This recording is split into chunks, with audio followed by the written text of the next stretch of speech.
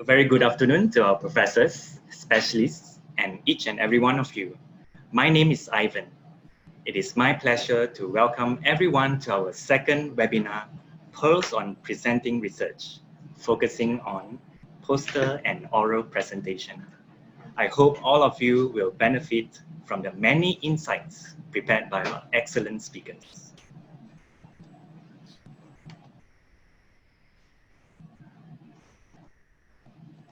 There are a few housekeeping informations.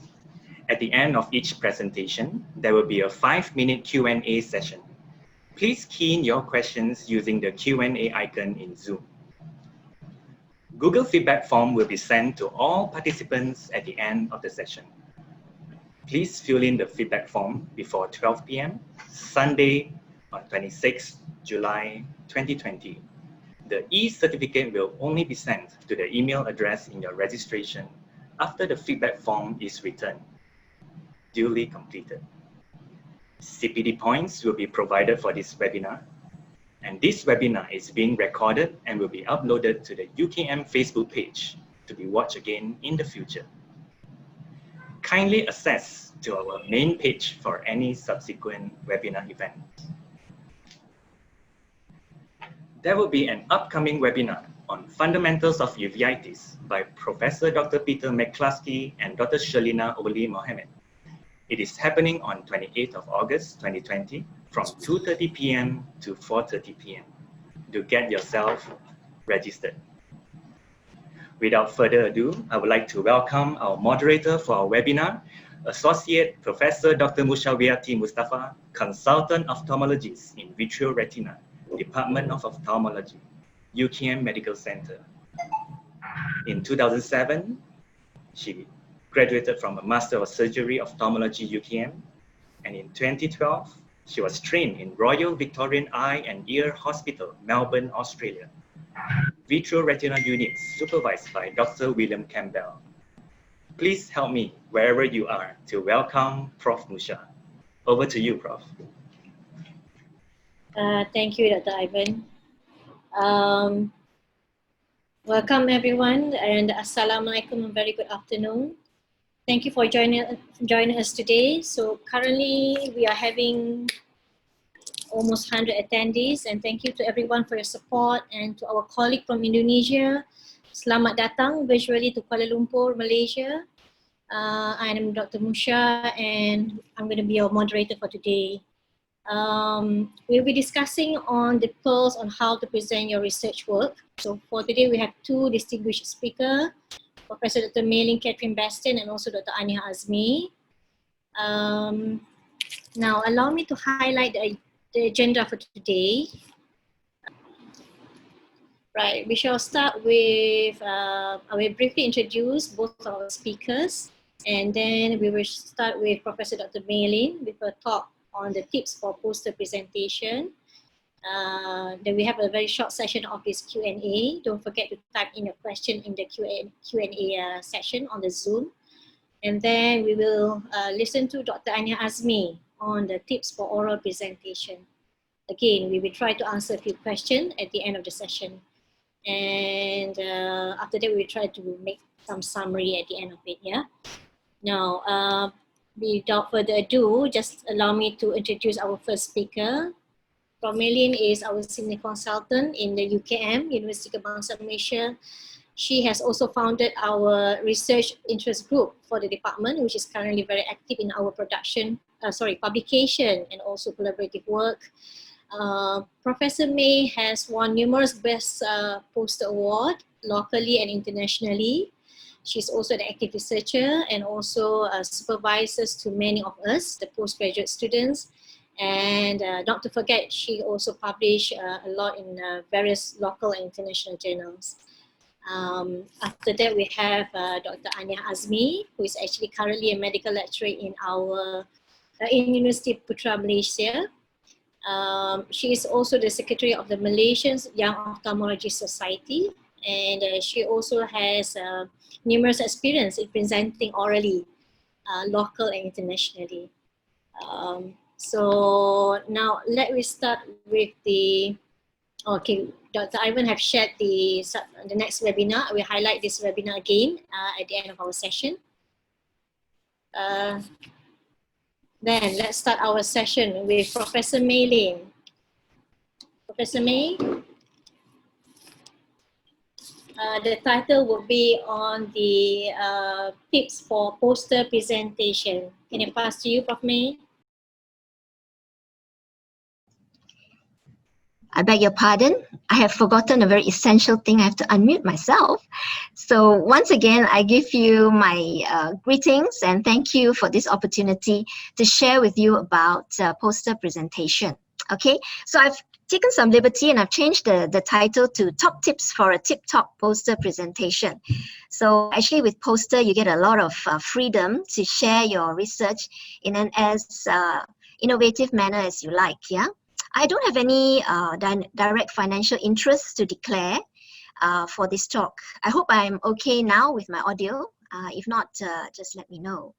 So without further ado, let's look at what I plan to speak about. So I'll just give you an introduction on poster, basically the definition and how we can use poster to highlight our research, some tips on how we make a good poster, and a little something on e-poster, because that is becoming a more popular way of presenting the poster, and a checklist for your poster presentation that you can refer back to after you've completed it to make sure that you've got all the essential things. And then I'll wrap up with some simple conclusions. So first of all, as you may know, a poster presentation is a pictorial way of. It is a very key component of the research presentation methods, of which we know about oral presentation. Of course, we have the journal, publication, and so on. But this is more for the opportunity to present it at a conference or a scientific meeting, okay? So the poster is actually is a valuable way of giving us quick snapshots of the work that we are doing. In a very quick manner, the poster will be summarizing our research, and it is actually not meant to exhaustively cover the topic perhaps, but more to initiate discussion or scientific inquiry. So you can put a lot of information about your study in your poster. How do we get started? Well, first of all, you have to be interested in what you're doing and interested in the opportunity to present as a poster. So we can do this by attending conferences and by visiting, of all places, the poster section, where there are various winning posters to observe, and this is how we get ideas to improve our own. And of course, you must know the topic of your poster very, very thoroughly. So what makes a good poster? I think that there are about 8 characteristics of a good poster. First of all, it is important for the poster to conform with the Congress requirements. We have to have high quality images in our poster because it is a very pictorial form of our research. Less is more. Now, what I mean for each of these characteristics, I will cover in the subsequent slides. Less is more refers to how much material text we want to put on the poster. Fabulous fonts refers to the utilization of the appropriate font for our wording. The content should be captivating to attract people to read our poster over the many others in the conference. And of course, color coordination, sophisticated style. Yeah, these are other ways of making a good poster. And then we look into the concept of some uniformity in our text and format. Now, I will not cover in great detail the very important essential start to a poster, which is writing a good abstract before your poster is selected. We have covered that in our first webinar series. So when we look at conformity with the Congress requirements, now how do you find out about this? Essentially, they will send you an acceptance, and in the acceptance letter for your poster, there will be a lot of information given. Now, this is very important information that needs to be read carefully. So they will give you some instructions. For example, in 2011, I was invited to present two of my research topics in the form of e-posters.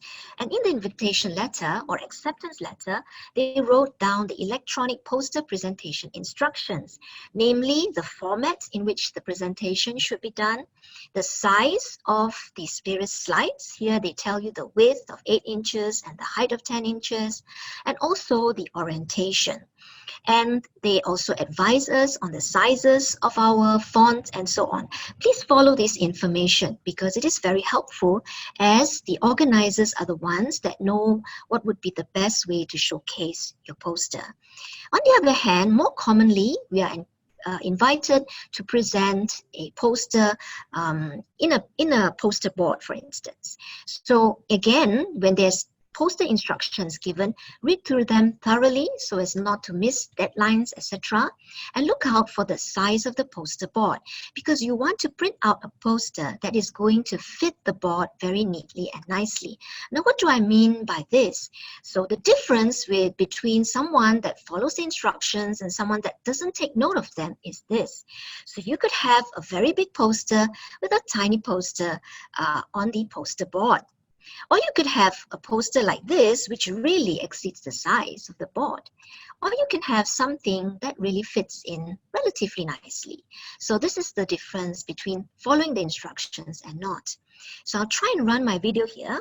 And I want to show you some tips on how you change your PowerPoint slide to fit with the poster board or the instructions given for your e-poster. So essentially, what we do when we open up our PowerPoint is, first of all, we go to this screen here. We select the design layout. I suggest that we use a blank because this is what you're going to put in a lot of information. Then go to design, and under the slide size, you are able to come to this pop-up where they give you the option of changing the width.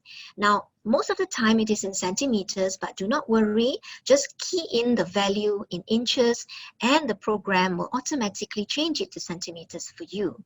Again, you choose the orientation that you want, again, in this pop-up where you can select to adjust and change the size of your PowerPoint slide.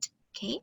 After you have selected this, choose an ensure fit so that you don't lose any of the information on the sides of your poster, yeah, from the previous, perhaps previous format that you have had.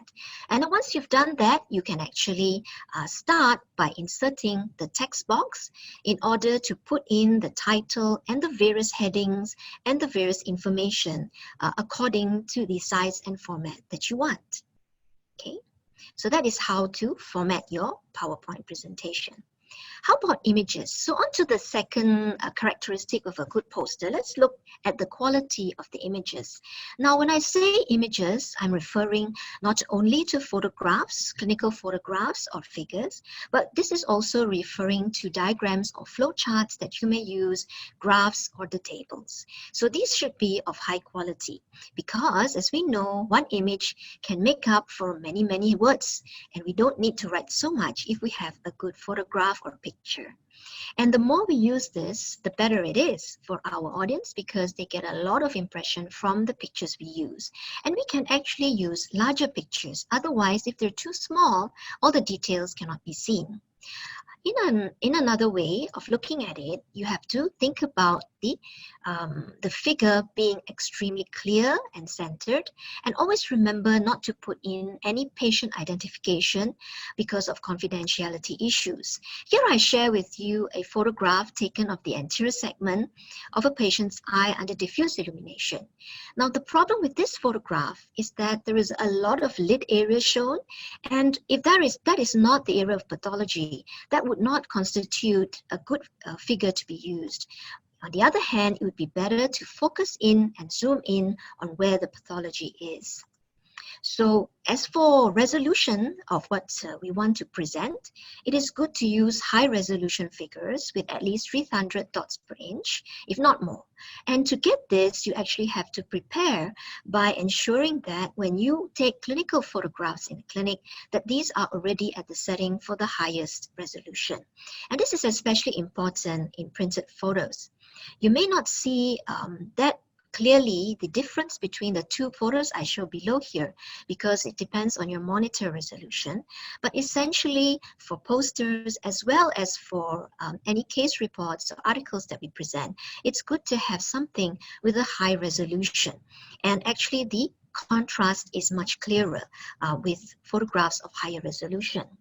Other things to include in your image will be the usage of labels and arrows. So an example of well-labeled figures are such as below here. On the left-hand side, you can see here that the slit photograph has a good resolution, able to pick up the lesions being shown in the cornea. And these are highlighted with the use of the addition of an arrow so that the reader, when reading the caption, can quickly find the information or pathology that you wish to share. This is the same for fundus photography, in which the usage of arrows can guide the audience to the appropriate feature that you wish to show or share in your poster. Next, we go to the concept of characteristic number 3 for a good poster, which is less is more. So I'm going to elaborate again with, let us look at the two main types of research we may present in this poster. One will be taking the format of a case report or series, and the other will be a clinical study. So we know that we have all these categories or these headings for our research that we need to share. So we start off with the title, the name of the authors, background, the aims and objectives, and so on, similar to the case report format that we might be preparing before. However, as you can see, there's a lot of headings, and therefore we have to be careful not to use too many words. For the clinical study, again, we also look at the similar type of headings, except that we also have the methods in more detail, the results, etc., have to be presented for the clinical study. So in this case, there's a lot of information. If we use a lot of words, it will be very boring for our reader, and it would take them a long time to go through it. And in many cases, it would make them lose interest. So for a good poster, we want to, in the few minutes of attention span that the reader is having, to be able to capture the essence of our research. That would be a good poster. And the word count, therefore, as a guide, should be between 300 to 800 words. Our text and thought flow must be clear, and therefore we use bullets, numbering, and headlines to make it easier to read. Let's look at some examples. So I'm sharing here a poster that was prepared, and it's on a case. I won't go into detail, and in terms of all this, I just want to highlight to you how we can use less to convey the message easier in the subsequent slide. But for this one, I think you can appreciate that there is a lot of words, and when you want to look at a patient's examination, it is very difficult to read if it is in this sort of paragraph format, in which the sentences are long and you will have to read through a lot of words. So in a good poster, a minimum of words will give a greater impact.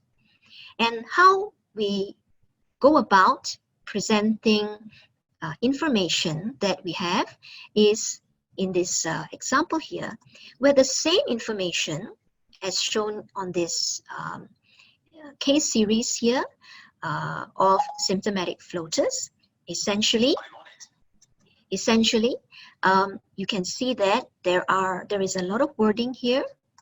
So this is the transformation that occurred from this draft on the left to the final poster on the right, and they carry exactly the same information.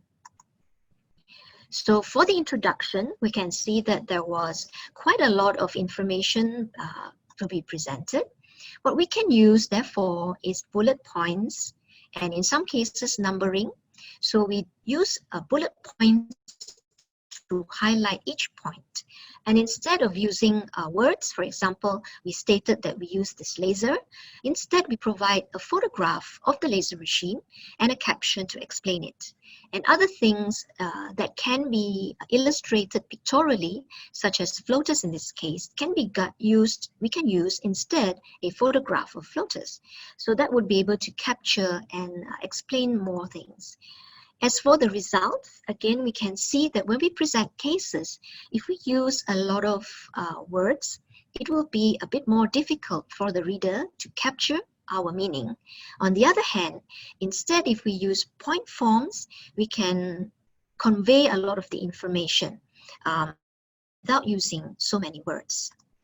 Another example will be the presentation of the results. Again, a lot of results can make it difficult for the reader, so we want to make it a bit more attractive, a bit more organized, and the fonting and the color coordination I will explain a little bit more in the subsequent slides, so you can understand why the second poster would be given an award. So what about fabulous fonts? So we need large and readily read fonts, so we need to use Arial. So we need to use the Arial font, and Calibri or Palatino might be some other options that we can use. And we should avoid fonts that are very freestyle script. On the other hand, the font size, we should be at least size 16. But again, follow the recommendation made in the instruction for the poster presenter. So sometimes you need to change your font size, and you can use italics or bold to highlight your headings and important information so that it can be more attractive and guide the reader. Also, the important information should be readable from about 10 feet away.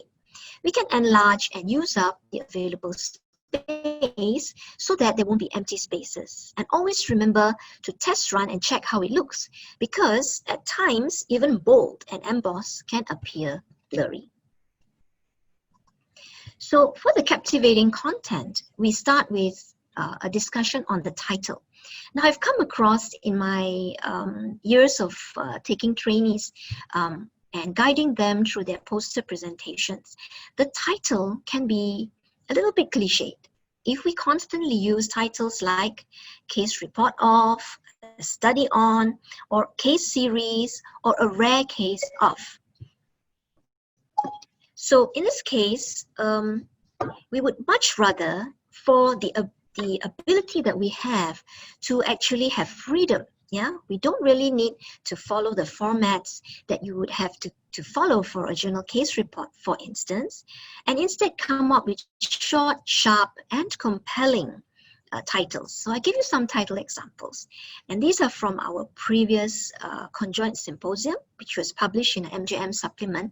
I've come across that there are some very interesting titles, such as More Than Meets the Eye, Lumpy Bumpy Eye Surgery, this one, An Enigma, Wrapped in a Dilemma, or Rampant Steroid Usage, Who to Blame? Or something that catches the attention, Saved by the Buckle, Front to Back, something a little bit different and out of the ordinary. The content also is captivating if we can portray clear thought processes and always check for our spelling to ensure that there are no spelling mistakes, and pay attention to the spell check offered by your program. And all short forms used introduced. And then you can use the short form more liberally. And we should also use visual aids for content summary. This includes flowcharts, emoticons, take-home, or message boxes. Yeah. So for instance, in this case, we see here the usage of a flowchart to summarize the information. And also here, it is actually quite time-consuming to produce this table, but this actually pictorially can show the rate of healing of the epithelial defect and provides a supporting evidence for the conclusions of our study. Here at this point, I just do apologize. I've been told that my video is not very good. Please do put off my face video if you find it disturbing, and just focus on the PowerPoint slides.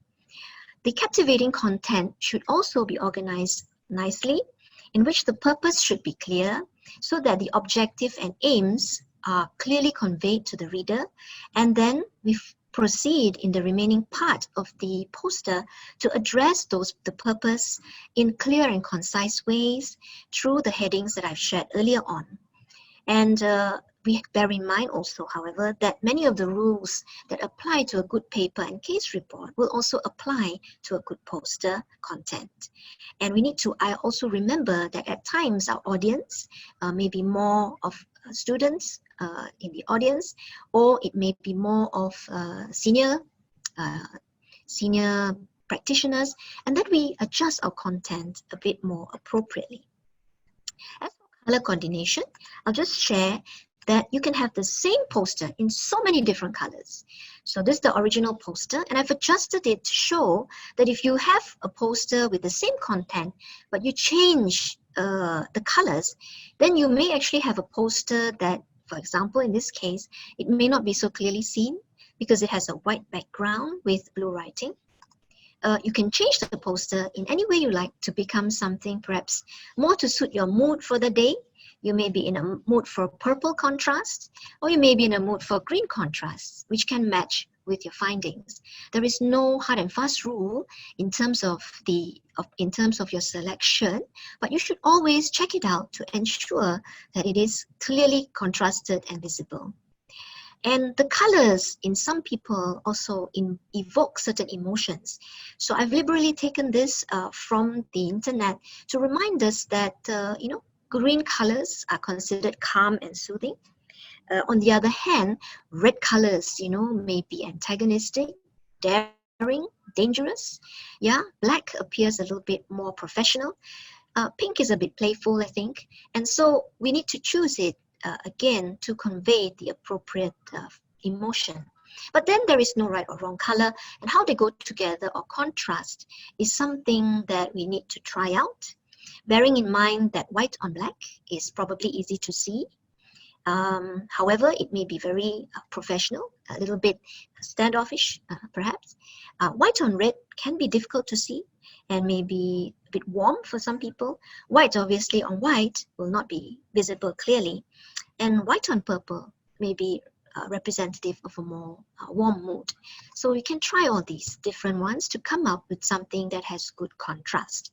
And the style comes with practice. So if you come across a style that works for you, then you can always reuse it for different projects. And last but not least, in the good poster points that I wish to share, uniformity in text and formats. What I mean by this is that it is a good idea to stick to the same font type in all your texts as you use in your headings, figures, and diagram. This again is not a hard and fast rule, but I feel this works because there is some cohesiveness that is obtained when we have uniformity in the text we use. For instance, on the left, we see some bold text, some non-bolded text, some italicized and some not. We see a different font being used for each box. On the other hand, if we standardize it here, it can be seen that it looks neater and a lot more uniform. On the other hand, we do draw attention to the headings by using different sizes, so a larger size for headings, and we may wish to bold or italicize other important information. For a quick e-poster pointer, we should again follow the guidelines that are provided by the Congress organizer and follow closely what they have recommended in terms of the sections. And not to forget the affiliation and disclosure or conflict of interest. Follow the number of slides and be mindful that if you're going to be presenting your poster on an LCD screen, there might be glare and fatigue, so better to use dark colors. So this is an example of e-poster I did, in which results and interpretation can be put together in order to minimize the number of slides. But at each time, we should keep it simple and use less clutter, but maximize the available slide. And this is the quick checklist. Remember the consent, follow the guidelines, remove all identifiers, check your content, check your spelling, provide contact details so people can contact you to get more information, preview it, but don't miss your deadline.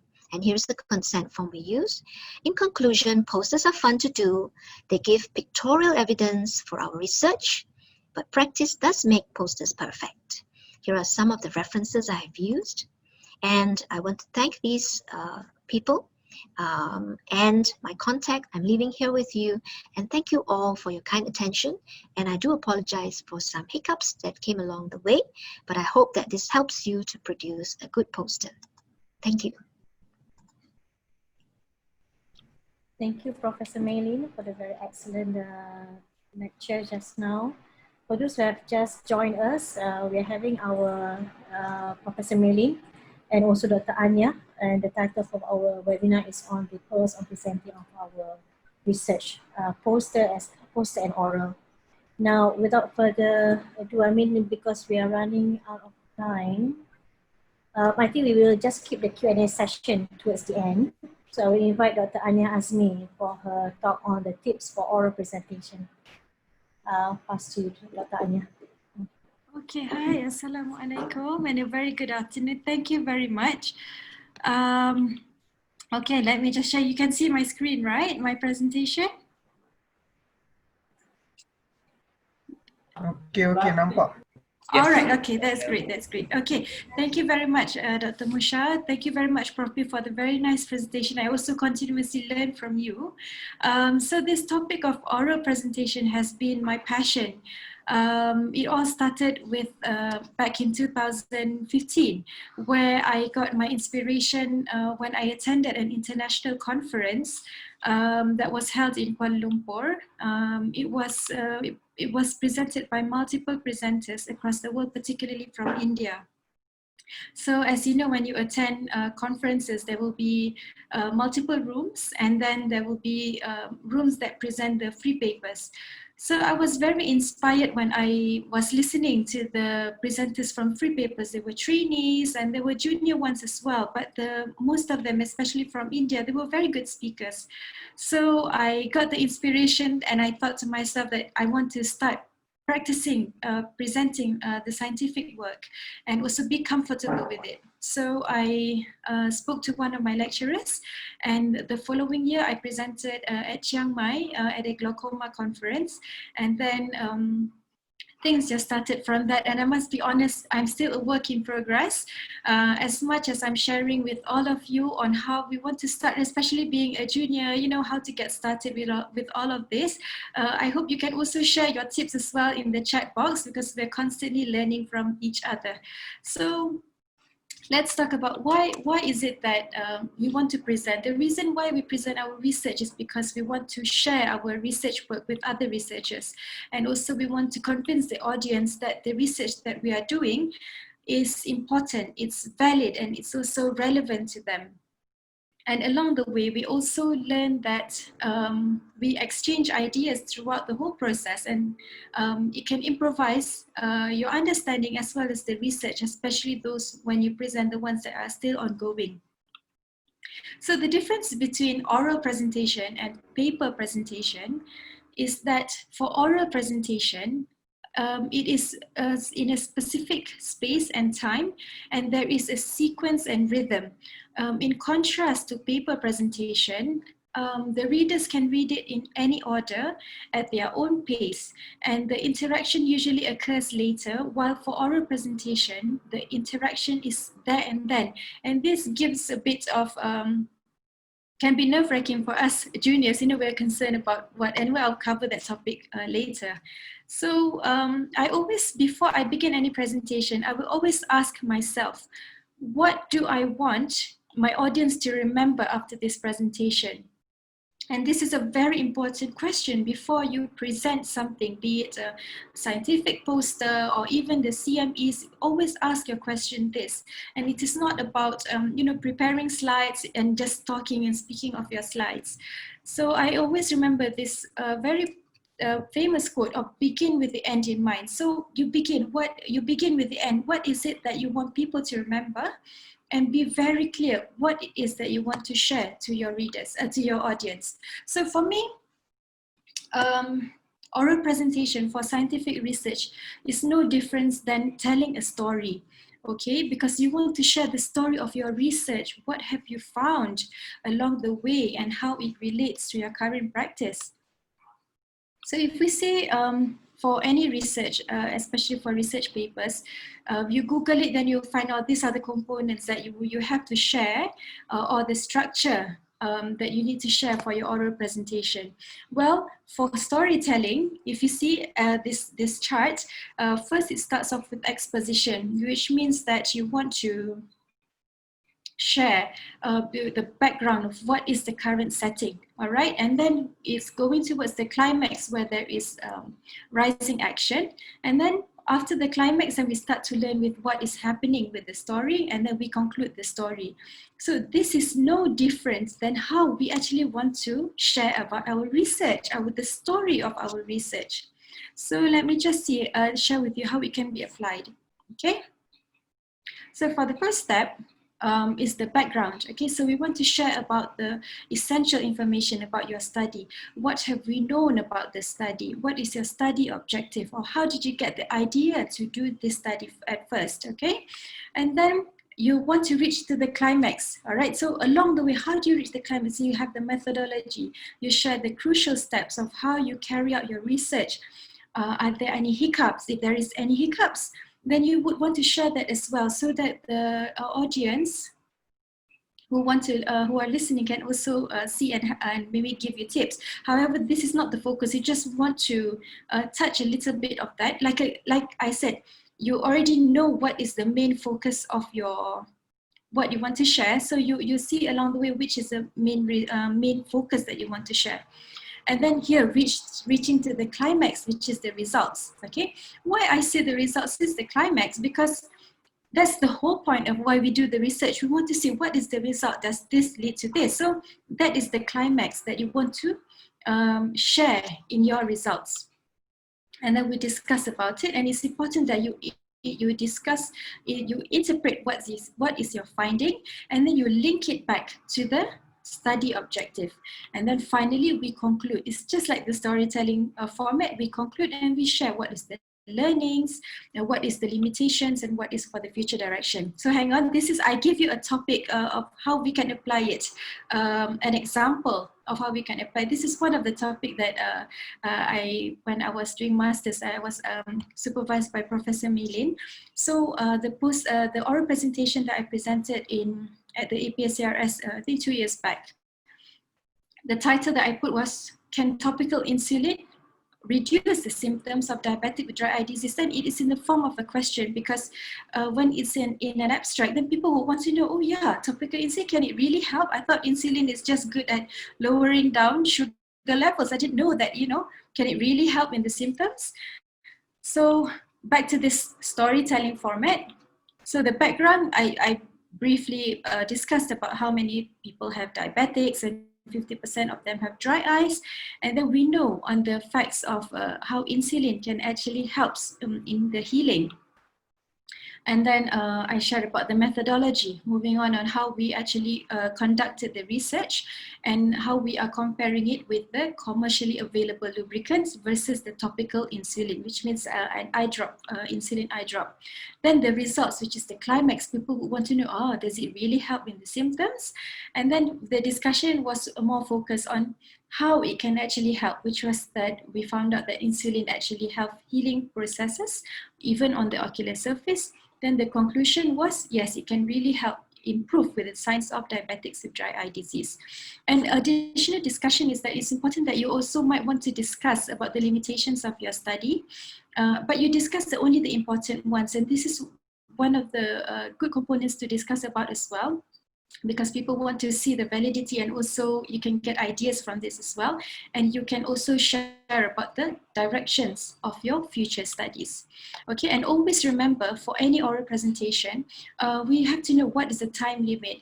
And then if it is at a conference, you want to check where is the hall in advance, just to get familiar with the setting, and then download the presentation. And then I would always have it on multiple places, especially when it's abroad, I would have it on my handphone, in my email, on my thumb drive, on my laptop. This is just to back up because you don't know whatever can happen. So you don't want those things to be at another source of your palpitations, you know. So have that in multiple places. And then you also want to be selective with what you want to say. Like I said, be clear, and also again ask yourself, what is it that you want the audience to remember most about your presentation, and also what are the main highlights of your findings. Okay, because why it's important to be selective, because we want to allow to have enough time for questions and answers afterwards. Okay, so basics of a good slides. Well, again, it has to be clear, clear sans serif fonts like Arial, Tahoma Helvetica, like the ones I showed here. And the font also has to be big, and use high contrast so that it's easy to be seen from afar. And also in your slides, have informative titles. Like don't put things like results 1, results 2, because you know, as an audience, we can't remember which order of the results is. Again, there is no hard and fast rule. I mean, oral presentation is also another platform where you own the stage for that 10 minutes. So it's up to you however you want to present it. So it's that's why I always tell it in the form of a story format. Okay, so we can also, it is highly advisable to use visual tools like flowcharts to make it easy to understand. Okay, for example, I just want to highlight this. There's some people who actually, when they put it, they copy and paste from their manuscript. So it ends up with like so lengthy words like this, and it's not clear. I cannot see, and then, you know, along the way, I get lost. Sometimes they have very interesting topics, but unfortunately, because of this wordy slides, it just makes we lose track of what was actually the main aim of the topic, right? So I would rather present it like this, especially for randomized control trial. We divide it in a clear way, and this also applies for journal clubs. You know, sometimes you want to summarize, and we talk about journals, and I have seen some people, they present, they like copy paste from the manuscript, and it's very confusing, and those topics are actually interesting. So you can summarize it like this type of format. And in terms of study, you can do it in terms like this, in a flow chart, so it's clear what is the thing that we look at. You know, the study flow chart, it's a much clearer view of what you're actually doing. Okay, so this is one of the slides. For example, like this one, I put a very informative title from one of the results. I'm a proud Malaysian, so I put a Malaysian flag there. And then I put on the images, although I must say, the images could have been bigger and clearer so that people could see how much it has actually helped in the, when we put in topical insulin, how much it healed. And then, use a clear fonts and bold, and also I also like to put in the reference right at the bottom of the of the slide, so that it's easier for the readers to refer to. Okay, now the biggest component, which is overcoming the fear of public speaking. I must be honest, it is a continuous fear, and I have read that it is the most feared thing for anyone, which is fear of public speaking. So when we talk about those fear, what is it that we are feared about? You know, what are we scared about? We tend to speak to ourselves. We're worried about, oh, what if I forget my speech? What if my slides don't work? And then what if I'm not able to answer the questions that the audience ask or the judges ask? And you know, what will people think of me, and things like that. So how we do, it's good to have this awareness of what is the fear, and then we move on how to tackle it one by one, all right? So it is good that why we have this fear is because of something unfamiliar. It's no one likes it. As a human being, we don't like unfamiliarity. We like things to be familiar. Like this COVID-19, why are we scared? Because it's very unfamiliar. You know, you have to go out and put on your mask. So let's make those unfamiliar familiar. All right, so how do we make it familiar? We focus on practicing speaking, not on preparing the slides. I made these mistakes way back, where I focused on the slides when I was given a topic to present. I was so engrossed in preparing for the slides. little did I know the most important part is for me to actually speak about it. Then it sinks in my head, and then it just becomes easier for me to present on the actual day. And also, if in between you feel a bit nervous, it's okay to take a pause. Okay, I just did it. So when you take a pause, what it does is it helps you to take a breather. It helps the audience as well, so that the audience get the time to digest with what you are speaking. And in some areas, it also create a suspense. You know, so for example, like the audience is a bit noisy or whatsoever, then you remain silent for a while as you're taking a breath, but it actually keeps the audience attentive again, like, oh, is something happening, why did she stop, you know, and so on. But don't leave it for too long because it will be very strange. Okay, so this is how you can help to make the unfamiliar familiar. Now, I think everybody knows who this singer is, all right? Is a renowned singer, Celine Dion. I listened to one of her interviews where she said that she practices for 30 times, one song 30 times before she even goes on stage. So when I heard that, I thought, okay, so maybe that is a magic number that I should continue to practice until 30 times until I'm very fluent and eloquent on what I want to present. Now, you might be thinking, oh, well, she's a singer, of course she has to present like that, but what difference does it make when you are a presenter, an academician, or and a professional? Now, why I shared this picture was this is a Professor Aldabe. He's a cornea specialist in UCLA. I met him in one of the conferences in Indonesia. And yes, that was me carrying my baby. Indonesians were very accommodative. They allowed me to carry my child who was breastfeeding at that time. She didn't want anyone else but me, so I had to carry her for this session. Anyhow, so after this picture was taken, he said that he needs to excuse himself, where he needs to practice for his slides for his talk subsequently. So indeed, I saw he went to his laptop and he practiced and practiced, and I got inspired. So from that, I could see no matter how it's in you, you have to continue to practice, because practice makes perfect. And again, it is a journey. So keep practicing. Prepare and then practice in front of your supervisors, your friends, your family members. Children are the best. I always practice in front of my children. Like this talk just now, I practice in front of them. They are the best because they are honest. When it's boring, they'll tell you it's boring.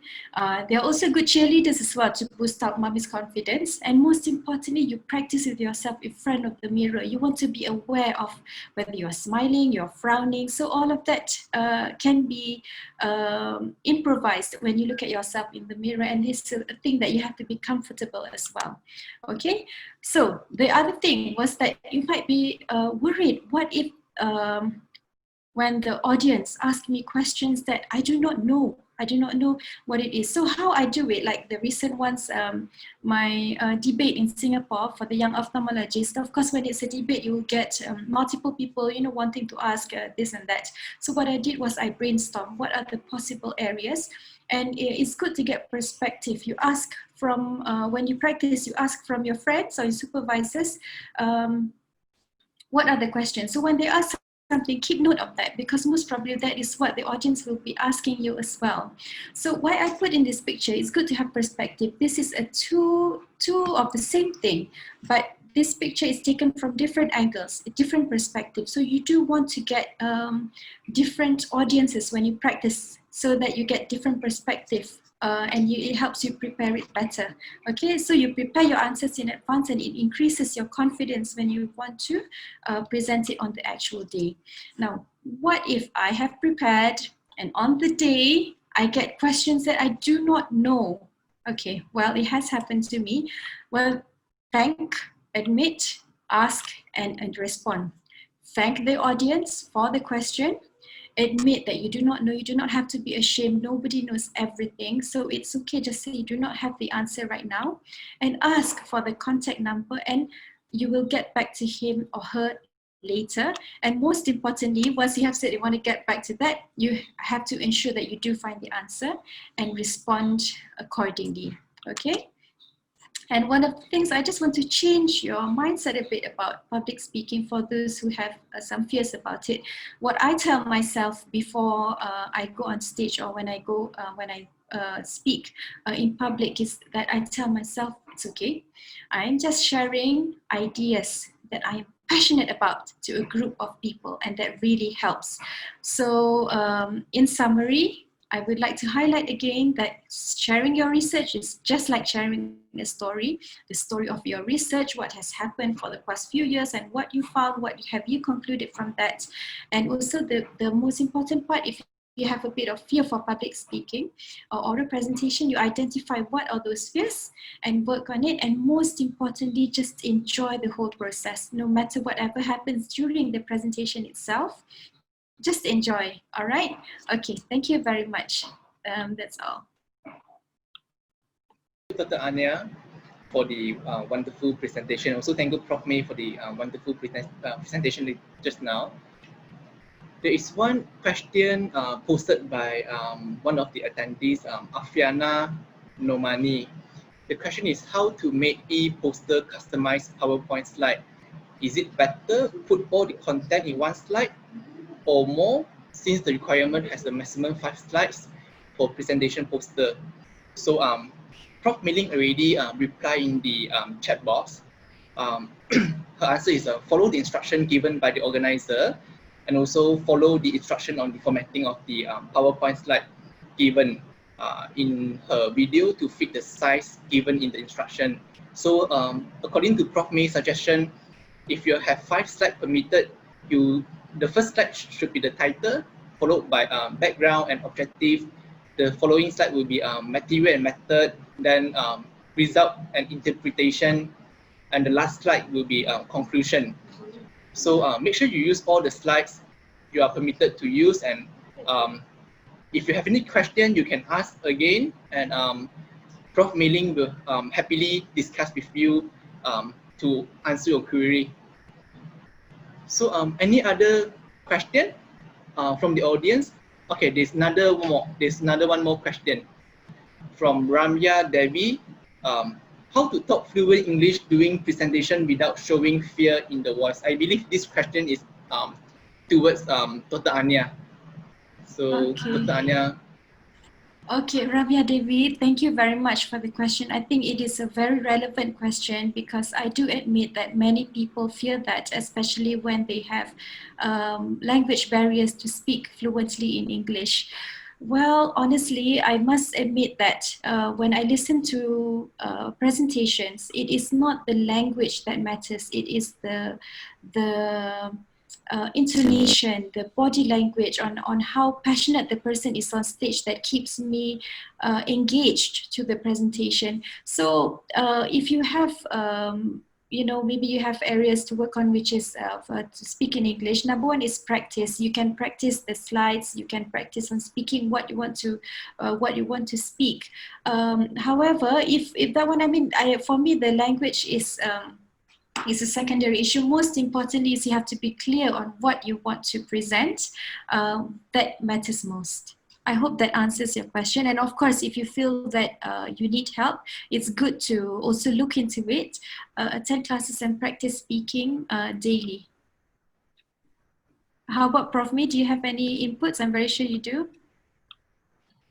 Actually, I totally agree with your tips on that for her. Ramya, I think also you need to listen to people presenting in English so that you can familiarize yourself with the intonation, the body language, and also read more books, in English, even the newspaper. All these help you to improve your English. But the practice part is, I think, very essential. Practice it in front of your friends, your family, so that you have the confidence that you have gone through it at least one time. And it is okay to make mistakes. Interesting thing is we feel that the people will remember when we made a mistake. But actually, if we are sincere in our delivery, I think that still comes across, even though we may make some bloopers along the way. So I hope that does help you.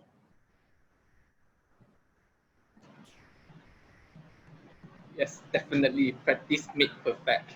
So I will pass over to any other question from the audience before I pass over to Prof. Musha.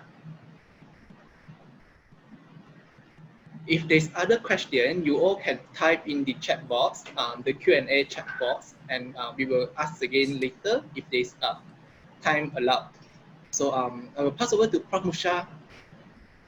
Thank you, Dr. Kajan. Thank you. Thank you, Prof. May, and thank you, Dr. Anya, for the very, very excellent talk. Me as a moderator, I always try to listen to all our speakers. You know, again, like Dr. Anya says, always a learning session for everyone. Now, allow me just to add on about before I try to summarize the whole thing, about the question on how to practice when you give an oral presentation. I believe nowadays you can use your speaker notes in your PowerPoint, whoever uses a MacBook, you have a speaker notes down there. You can actually write down your speaker notes, and the way you write it down, don't write in a long sentences, but rather than put in point form, so that you will not panic when you're on stage. I think a lot of our speakers are using the speaker notes for the presentation, but yes, agree, we have to practice. Now let's summarize a bit what Prof. May has given to us, and also Dr. Anya. So first of all, we just have to take note of the requirement of the conferences. So we'll meet their requirement. That will first, at least, will prevent any rejection at the first place, right? So always, when you try to submit the abstract, make sure it confers to the requirement of the Congress, and also the posters as well as the abstract. Probably one of the important things that we can start with today is to keep images of your patients. I mean, all the signs that you are seeing. So nowadays we have all our cameras in our pocket. So as what Prof. May says just now, the images speak 1,000 words. More images, more nicer images, you don't really have to explain so much. So that will also enhance your presentation as suggested by Prof. May. And probably you can start now or probably tomorrow. First thing first is get all the images in your hand. So when you start to write all those papers and oral presentation, it will be much easier in the future. Is there any other additional questions so far? No. I hope everybody enjoyed the session. And don't forget to join our next UBIT session.